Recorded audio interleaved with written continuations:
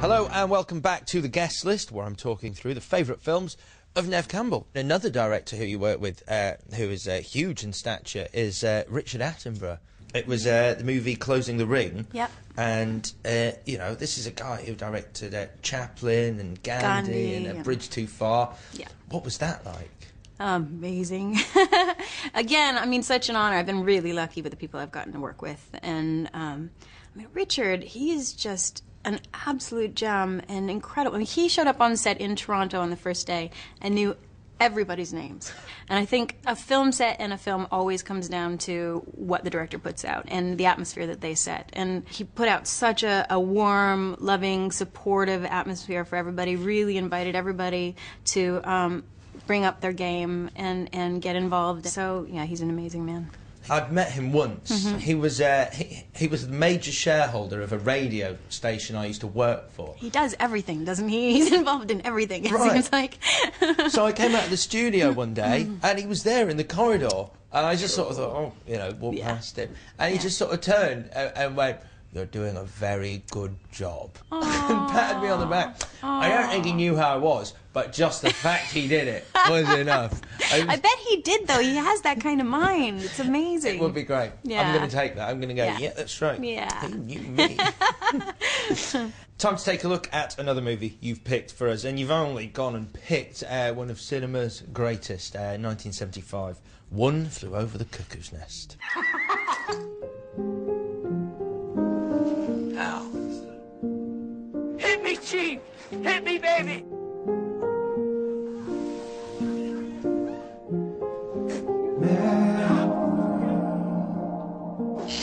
Where to begin with this movie? I think probably the best jumping off point is the fact that it was only the second movie ever to pick up all 5 major Academy Awards. Did not know that. Deserves it, though. Yeah. Yeah. Well, noises like that. Let's start with Jack Nicholson. What an actor. Incredible. Absolutely incredible actor. What is it about the movie that you like? Was it his performance, his portrayal of McMurphy? I think it's not just his. I think it's everybody. I thought all of the actors. I thought the casting was incredible. And I thought the difference between each character and the insanity of each character and the heart of each one. I tried, didn't I? God damn it. They were really succinct and really beautiful. I was touched by a lot of the characters in that film. And Louise Fletcher Yeah. is Nurse Ratched, one of cinema's greatest villains. Yeah. Her performance was so simple it was scary. She's a terrifying woman. Yes. Are there any scenes in particular that you would pick out of that movie that you love?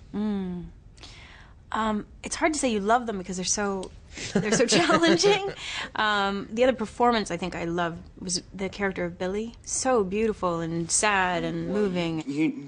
You don't have to tell her, Miss Ratched. I thought he was incredible in the film. And I also love when they go out fishing and they get the bus. You all crazy? Because in a movie that is at times so harrowing, it is that sort of moment of light. Who are you?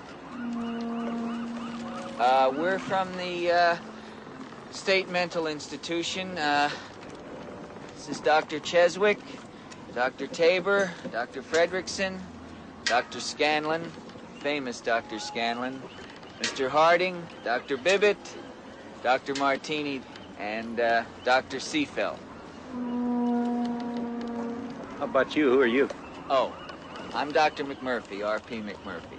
Ready for a fascinating fact about One Flew Over the Cuckoo's Nest? Okay. Okay, Kirk Douglas initially bought the rights to the book. Okay. Because he wanted to play McMurphy. And then he gave the rights to his son Michael, who eventually went about producing it and casting Jack Nicholson.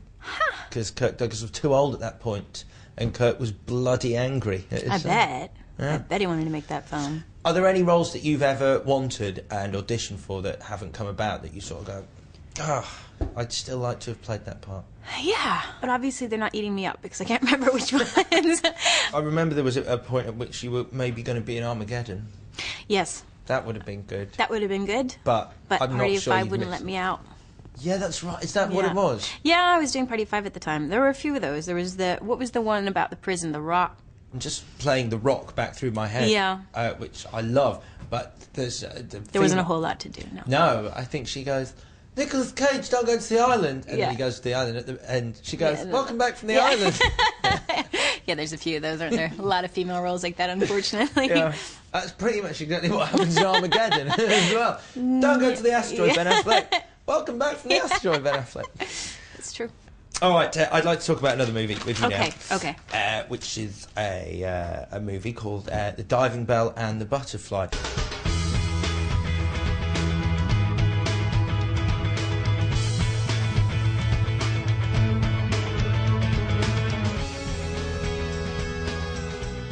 From the most recent movie you've picked, 2007, this was made. What is it about this movie? Apart from it being a true and fascinating story about the former editor-in-chief of Elle magazine, has a stroke, coma, wakes up and has this locked-in syndrome where he can only move his left eyelid, and then writes his memoirs by winking. Yeah. I love Julian's novel. I think he's incredibly imaginative, and just what he was able to capture from this man's perspective. I mean, for any of us to imagine what that would be, to only be able to move one eye, to lose everything, really. Enfin, je vais pas y aller par quatre chemins, Jean-Claude. Vous êtes paralysé de la tête aux pieds, hein? Ça, c'est la vie.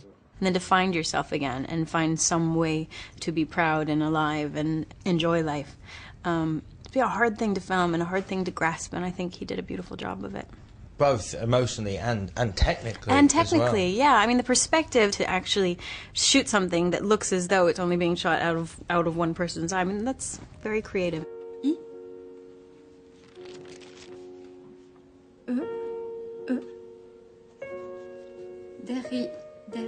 Derrière le rideau de toile mitée, une clarté laiteuse annonce l'approche du petit matin.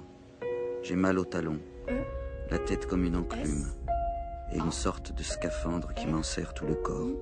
You say you like Julian Schnabel, yeah. Have you met him? Would you like to I work have. with... I was lucky enough to meet him. I spoke to my agent and just said I was a huge fan, and he managed to set us up for the meeting. And I went to... He has this massive warehouse in New York City because he's a painter first, an artist. He's got this huge 4-story warehouse filled with paintings and sculptures. I mean, it blows your mind when you go in, you realize sort of the mind of this man. And we ended up sitting for hours, and it was before he made this film, actually. He was just considering how he was going to do it, and had just read the book, and was actually going through the death of his father at the time, and was talking about how he was very interested in making this film because it was helping him with that process. So I was really curious how the film would turn out, and I thought it was pretty stunning. And it could have been a very different film, because for a long time it was going to be an English language film. That's right. Johnny Depp was attached to the whole thing, and then it all sort of changed, and I think it was Julian's call to I'm just using his first name now. Good. To go, let's make it in the French language. Yeah, smart. I mean, you want to keep it true to the person, I think, and to their life, and I think it enhanced the film. Great stuff. Well, those are your 4 movies. Now if you'll entertain me with my movies that you've made that I'd like to talk about very quickly. How much fun was The Craft to make? It was 4 witchy girls in school uniforms. Yeah. I loved it. It titillated me. Nice, I'm glad to be of help. Yeah. It was fun. It was a lot of fun. Yeah, it was my first feature film in America, and I made some good friends on it, and yeah, we had a good time. It was silly, but it was fun. Not silly. The cover was great. All walking towards the camera with the wind blowing, looking like you could do terrible, terrible things to a young boy. Put it in your locker. If you had a locker. I'd just get a locker in my bedroom and go, Mum, never open that locker. Wild Things. Yes. I think it's a great movie. Do you like it? Is it a film you look back on and go, oh, wow? Yeah, absolutely. I think when I read the script, I had a certain idea of what it was. I think John McNaughton, you can never guess what is in his mind and what he's going to put out, but I think it really works. I think it's exactly what it should be. It's a really tight, trashy, noiry little thriller, sort of. So many different plots. I didn't see what was coming. No, good. It would have had a particularly sexy scene in it if Matt Dillon hadn't felt the need to gurn quite so much. Because that's one of the movie's sexy scenes. But he's going... He does a little bit, you're right. I love that movie. Good. Nev, it's been an absolute pleasure. Really nice. An absolute pleasure having you on the guest list. Thank you, it was fun. fun. Thank you for your time. We might actually break my restraining order for a moment. Shake hands. Thank you. Cool, thanks. Well, there we have it, a fantastic selection of films from a fantastic actress. That was Neve Campbell on the guest list, who we can all see again in the near future in Scream 4. Looking forward to that. And who doesn't believe I can do a Dutch accent, which is just crazy. Huh? I'll see you in a week.